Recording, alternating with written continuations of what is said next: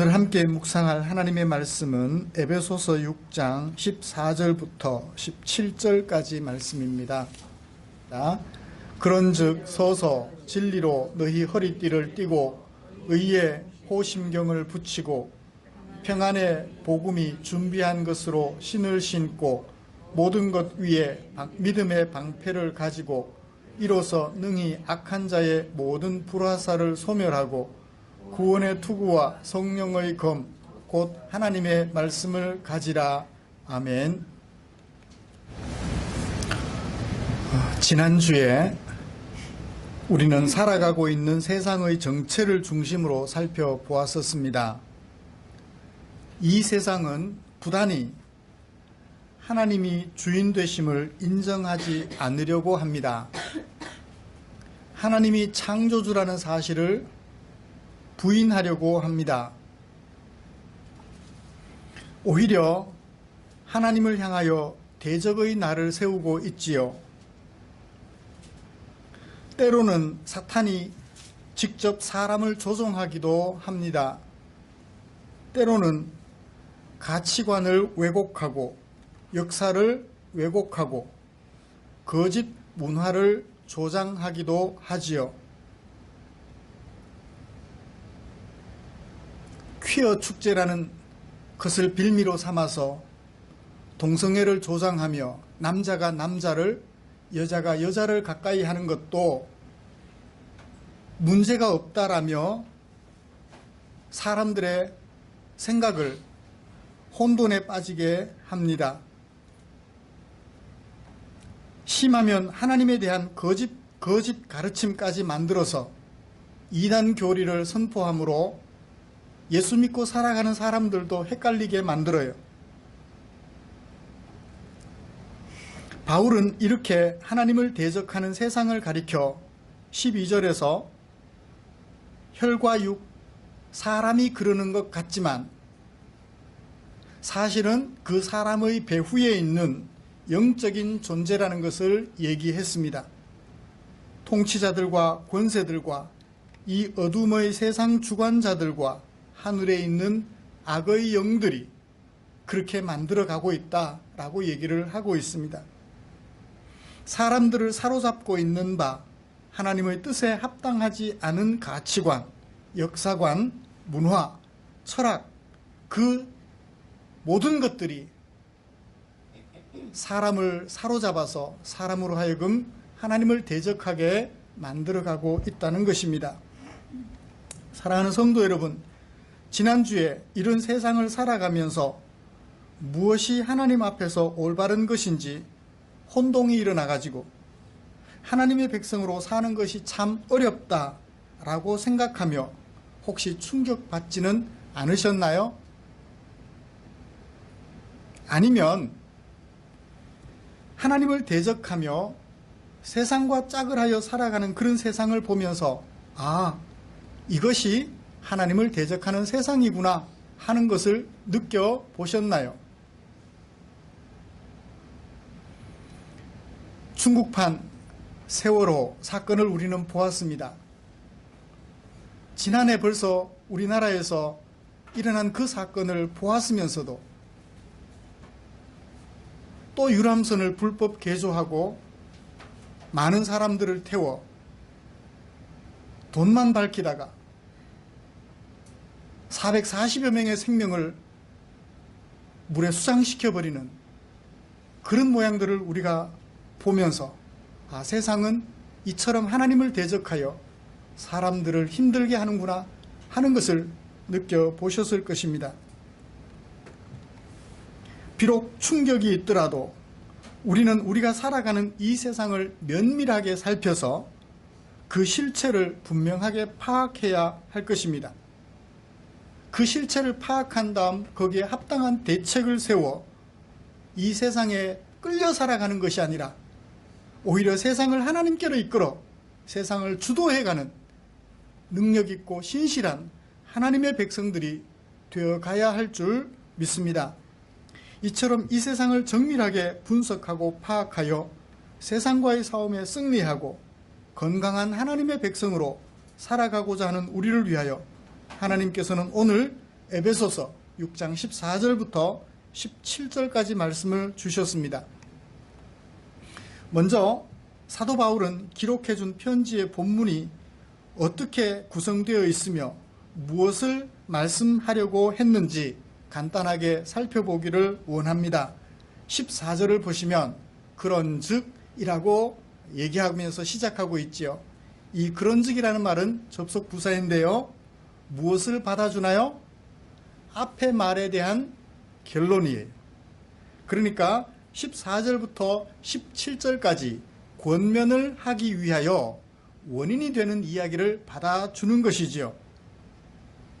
정리를 좀 해본다면 우리는 사람을 직접적으로 통제하기도 하며 간접적으로 가치관이나 역사관이나 문화나 철학 등의 도구를 사용하여서 우리들을 통제하는 사탄과 싸워 이겨야 하는 하나님의 백성들인 즉, 우리는 하나님의 백성들이니 그 싸움을 이기려면 이렇게 해야 한다라고 말하기 위하여 그런즉이라는 단어를 쓴 것이라고 봅니다.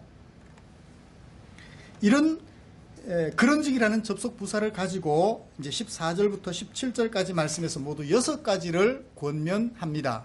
이렇게 하라. 이렇게 하라고요.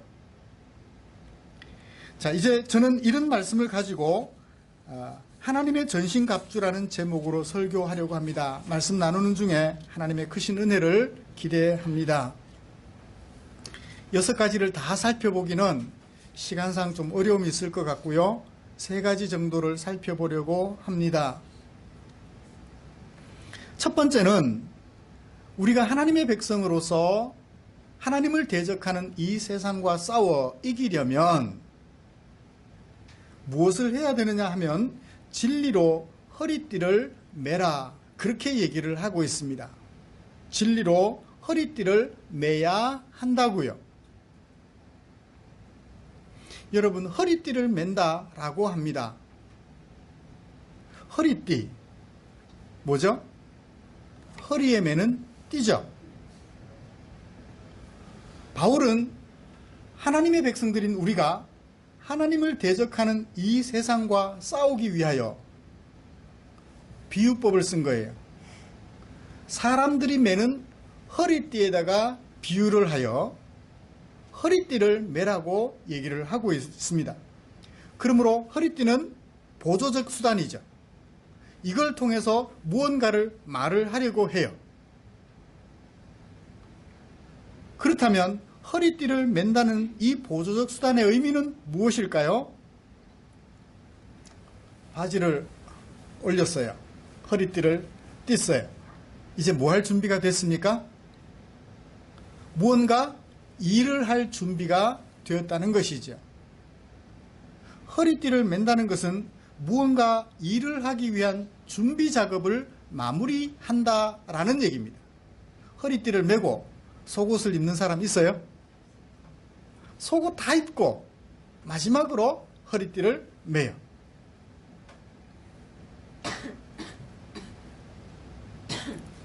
자, 우리가 이 세상에서 하나님을 대적하는 세상에서 하나님을 대적하는 세력들과 싸우기 위해서 마지막 준비를 해야 되는데 그 마지막 준비가 뭔가요? 진리라는 거예요. 옷을 입고 옷 매무새를 마감하기 위하여 허리띠를 맨다면 허리띠 그것이 보여주는 것은 바로 진리라는 것입니다. 우리는 가죽으로 되어 있는 허리띠를 맬 것이 아니라 진리로 허리띠를 메어서 이제 하나님을 대적하는 세력과의 싸움의 마지막 준비를 하라는 것이죠. 우리가 마지막으로 준비해야 될 진리, 이 진리를 준비하지 않으면 싸울 준비가 마감되지 않았다는 것을 의미합니다. 그렇다면 여기서 우리가 허리띠로 마지막 준비해야 할 진리는 무엇일까요?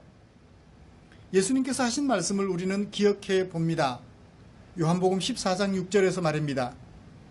나는 길이요 진리요 생명이니 나로 말미암지 않고는 아버지께로 갈 자가 없느니라. 예수님은 뭐라고요? 진리라고 하셨어요. 예수님만이 유일한 진리다라는 얘기입니다. 우리가 세상을 살아오면서 진리라는 것을 많이 봅니다. 그런데 그것이 진리인 줄 알았는데 시간이 지나면서 진리가 아닌 것으로 판명이 날 때가 많아요. 1 더하기 1은 2라고 알고 있고 그것은 진리인 줄 알고 있습니다. 그런데 물 한 방울에 물 한 방울을 더해보면 2가 돼요. 2가 아니고 하나가 돼요.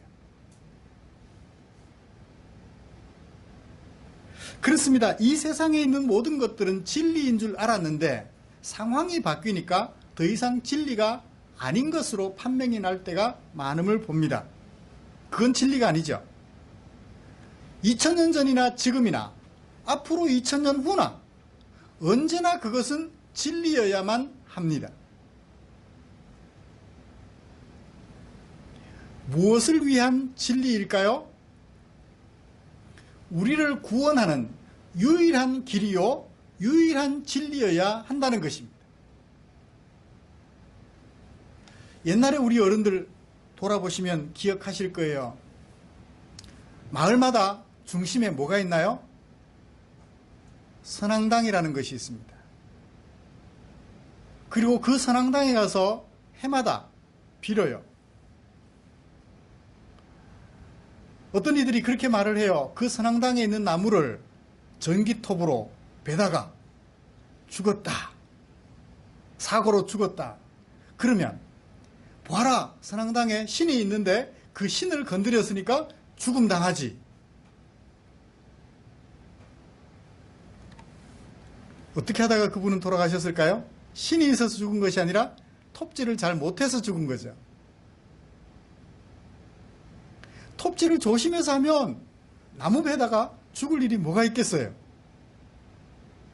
워낙 고목이라 굵다 보니까 그것을 조심해서 다루지 못해서 죽는 거죠. 거기에 신이 있어서 죽는 것이 아니라는 얘기입니다. 나무는 나무일 뿐 신이 아니다. 돌을 또 신이라고 말을 해요. 남성의 거시기처럼 생긴 모양을 만들어 놓고 그 앞에 가서 복을 빌면 딸만 낳던 사람이 아들을 낳는데요. 돌은 돌일 뿐 신이 아니에요. 그런데 그 앞에서 막 빌면 그게 신이 돼요. 그게 신이 되나요? 내가 그것을 신으로 생각하나요? 내가 그것을 신으로 생각할 뿐 그것은 결코 신이 아닙니다. 돌은 돌일 뿐 나무는 나무일 뿐 달은 달일 뿐 해는 해일 뿐 그것은 신이 아니라는 거예요. 우리에게 복을 주는 어떤 특별한 인격적 존재가 아니라는 것입니다. 그러므로 그것은 진리가 아니에요. 우리를 구원으로 인도하는 진리가 아니라는 것입니다. 그래서 예수님은 분명하게 말씀하셨습니다. 이 세상의 진리는 나밖에 없다고. 예수님에게 배운 사도 베드로는 백성의 관리들과 장로들 앞에서 설교하면서 이렇게 말씀하였습니다. 다른 이로서는 구원을 받을 수 없나니 천하 사람 중에 구원 얻을 만한 다른 이름을 우리에게 주신 일이 없습니다. 오직 예수님 외에는 우리를 구원에 이르게 하실 분이 없다는 것입니다. 우리를 죽음에서 살려 부활의 영광에 이르게 하실 분은 예수님 외에 없다는 것입니다. 이미 제가 말씀을 드렸죠. 불교 승려로 계시다가 저와 같이 총신신대원을 졸업하시고 목사님이 되신 분이 계신다고요. 김성화 목사님이라고 합니다. 그분의 말씀에 불교 경전 속에 있는 이야기예요. 이미 여러분들에게 드린 바가 있습니다. 한 마을에 과부가 아들만 바라보고 살아가고 있었죠. 아들이 죽어버렸어요. 슬퍼 울고 있었습니다. 그때 석가모니가 지나갑니다. 붙들고 하소연합니다. 아들을 좀 살려달라고. 그때 그때 석가모니가 그런 얘기를 들려주죠. 저 아래 동네에 가서, 큰 동네에 가서 죽은 사람이 없는 집에 가가지고 쌀 한 줌 얻어오면 내가 너희 아들을 살려줄게. 죽은 너희 아들을 살려줄게. 이 엄마가 득달같이 달려갑니다. 마을 전체를 뒤져봤어요. 그리고는 털레털레 빈손으로 다시 집으로 돌아왔습니다. 뭐라고 말했나요? 죽은 사람이 없는 집이 한 집도 없어서 빈손으로 왔습니다. 그래, 모두 다 죽는 거야. 죽은 사람을 어떻게 할 수는 없었습니다. 그런데 우리 예수님은 어떠세요?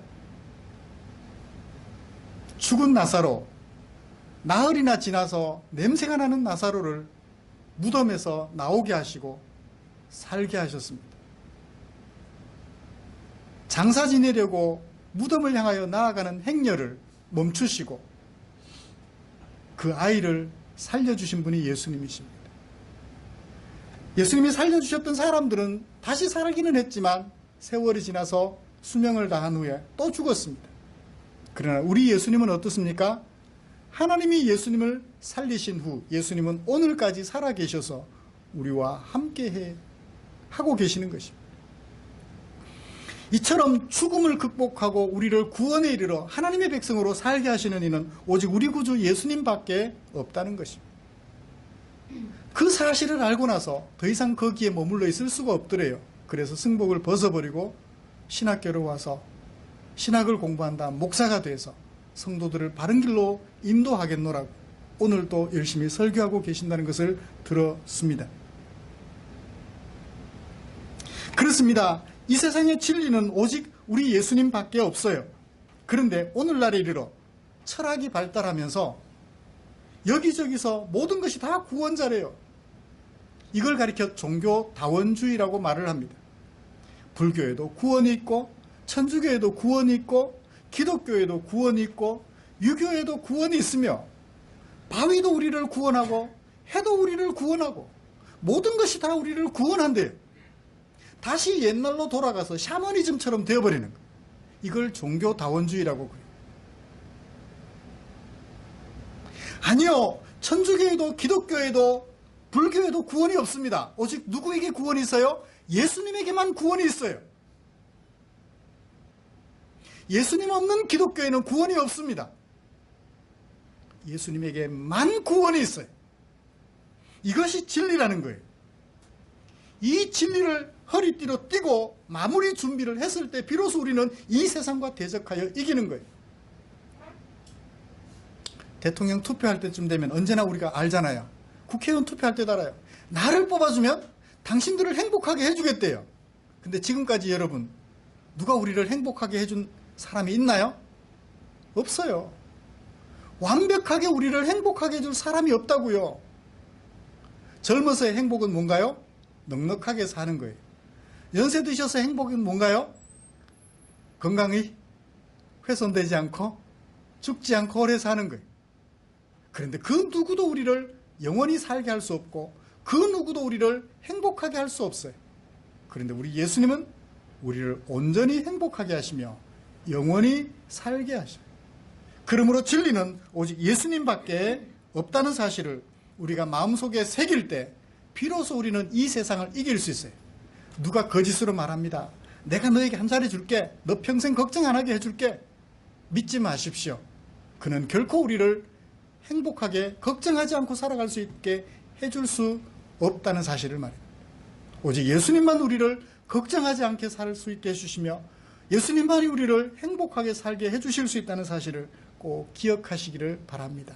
그렇게 할 때 우리는 이 세상을 이겨낼 수 있습니다. 남편이 그래요. 나하고 결혼해주면 당신 행복하게 해줄게. 아내가 말합니다. 나하고 결혼해주면 당신 행복하게 해줄게. 끝내는 어떻게 하나요? 여보 미안해. 당신 끝까지 지켜주지 못해서 내가 먼저 가. 세상의 그 누구도, 세상의 그 무엇도 우리를 영원히 지켜줄 수 없으며 영원히 행복하게 해줄 수 없어요. 우리 구주 예수님만이라는 사실을 꼭 기억하셔서 그 예수님과 함께 행복을 만들어가는 저와 여러분들 되시기를 기대합니다. 그 다음에 두 번째로는 의를 호심경으로 삼아라, 그렇게 말씀하고 있습니다. 여기 호심경이라는 말은 갑옷을 입으면, 군인들이 갑옷을 입으면, 전투할 군인들이 갑옷을 입으면 이 가슴을 방어하기 위해서 앞에 붙이는 그런 것들을 말해요. 이걸 호심경이라 그래요. 가슴에 붙이는 갑옷. 가슴을 보호한다라는 말은 어떤 의미인가요? 내 마음. 마음이 머리에 있나요? 이 가슴에 있나요? 잘 모르겠어요. 마음이 머리에 있는지 가슴에 있는지. 어떻든 가슴이라 하면 우리 사람들이 사용하는 용어로 마음과 연결짓기 쉽습니다. 그러므로 가슴을 보호한다는 것은 내 마음을 지킨다는 거예요. 남편과 결혼을 했어요. 그 남편을 지킨다. 남편을 향한 내 마음 변함이 없도록 지켜낸다. 이걸 뭐라고 그래요? 호심경. 내 가슴을 지킨다. 내 마음을 지킨다. 당신을 향한 내 마음을 지켜낸다라는 의미를 가지고 있는 것입니다. 그게 뭐라고요? 호심경이라고.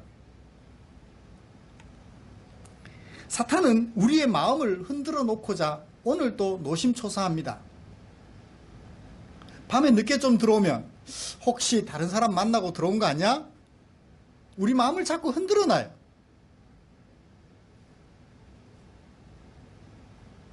생각지 못했던 뒷주머니를 발견하면 이건 뭐? 우리 마음을 자꾸 흔들어 놔요. 뭐가? 사탄이. 나를 아낌없이 사랑해주는 남편, 나를 아낌없이 사랑해주는 아내에 대하여 우리의 마음을 자꾸 흔들어 놔요.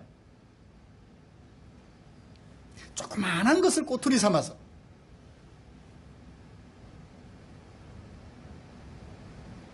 특히 뭘 가지고 자꾸 우리를 흔들어요? 예수 믿고 구원받았다.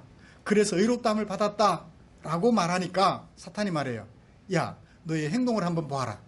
네가 어떻게 의로우냐? 너 어제 또 거짓말했잖아. 그리고 하나님 앞에 나가서 예배 드린다고?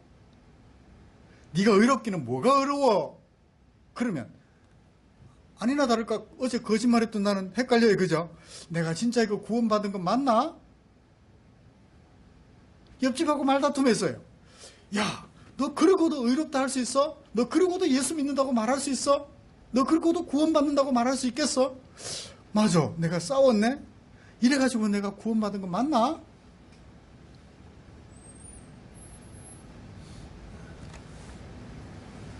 교회가 주일 성수를 강조하고 11조를 강조합니다. 내가 11조도 못 드렸는데 내가 예수님 오늘 재림하시면 내가 구원받을 수 있을까? 내가 뭐도 못했는데 사탄은 내가 못한 것만 꼬집어내가지고 자꾸 우리 마음을 흔들어놔요. 잘하는 것 좀 가지고 칭찬해주면 좋겠는데 꼭 못하는 거 하나 꼬집어가지고서는 나를 자꾸 흔들어놔요. 그러면 내 마음은 어때요? 흔들려요. 그냥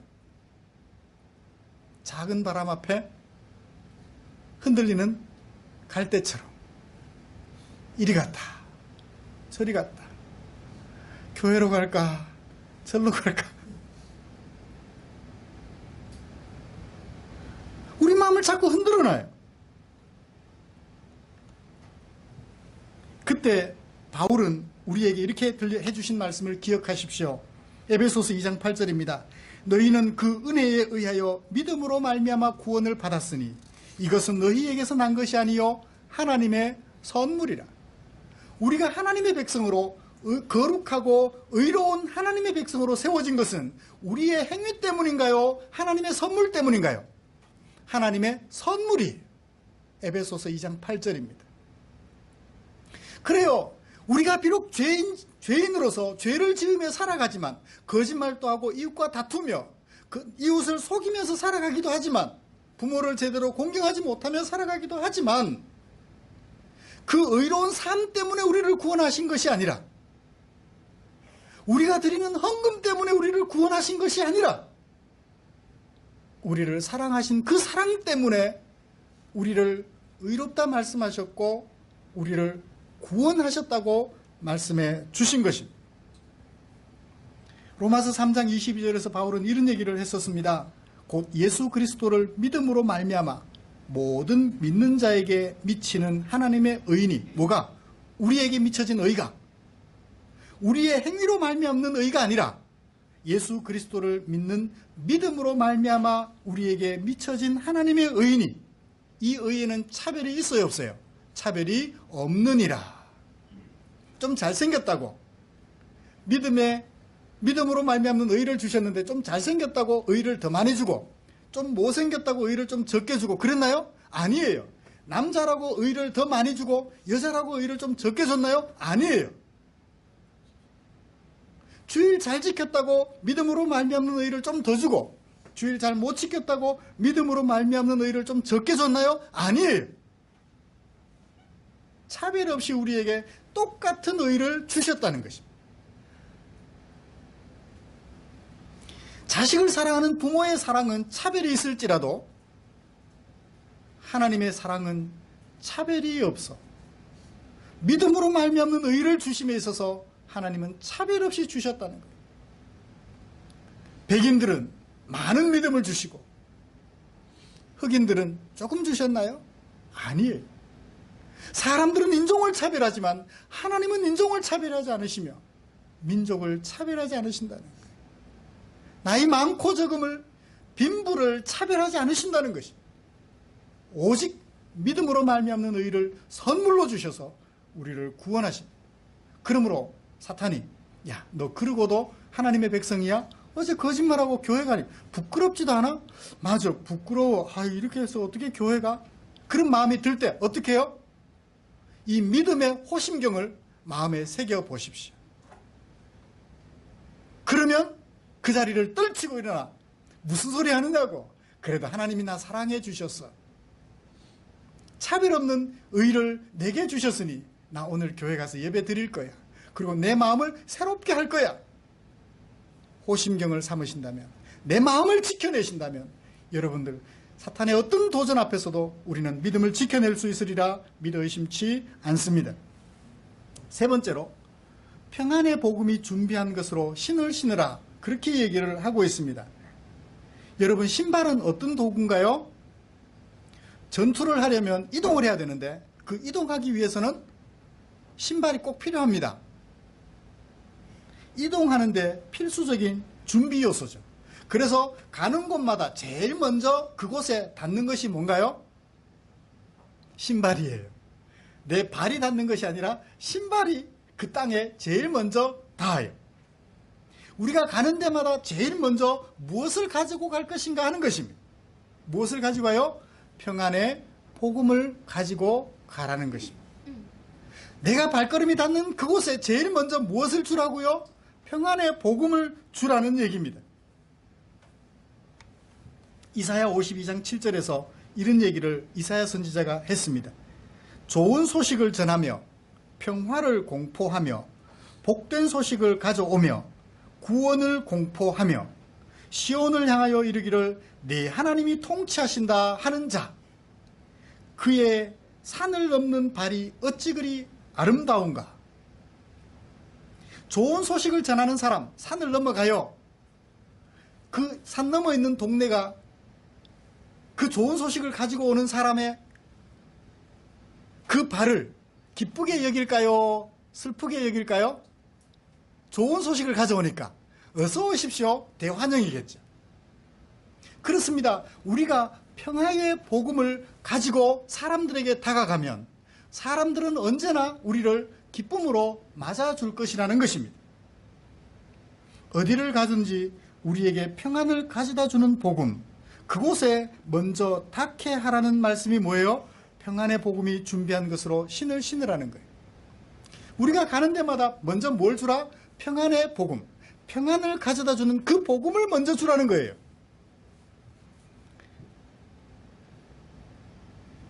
외국에서 선교사들이 우리 한국에 들어왔을 때 제일 먼저 뭘 줬느냐면 학교를 세워요.